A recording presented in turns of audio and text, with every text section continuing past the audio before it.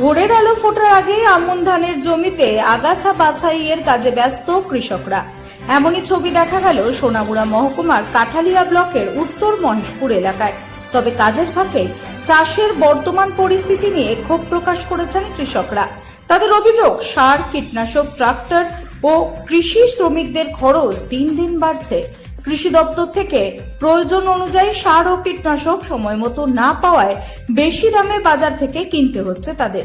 অথচ ধান বিক্রি করে উৎপাদনের খরচও ঠিকমতো ওঠে না। ফলে বিকল্প কাজের সুযোগ না থাকায় বাধ্য হয়েই কৃষিকাজ চালিয়ে যেতে হচ্ছে। আগামী দিনে এই পরিস্থিতিতে চাষ চালিয়ে যাওয়া সম্ভব হবে কিনা তা নিয়েই এখন চিন্তায় উত্তর মহেশপুরের কৃষকরা। Bureau report, রাতদিন news network. বাড়ি কোন জায়গায়? বাড়ি উত্তর মহেশপুরে। ওখানে কৃষি করেন? এই তো আর এখানে কৃষি করি, বরগাছ আসি।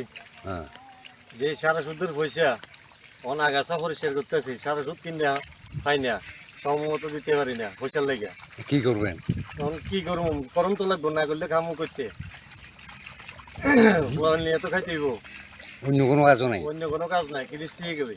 সার ওষুধ এগ্রিকালচার অফিস থেকে? এগ্রিকালচার অফিস থেকে অন্য সময় তো দিছিল, এবছর আমার দিছেই না, পয়সাই না। আপনার কি নাম? আমার নাম লিটন পাল।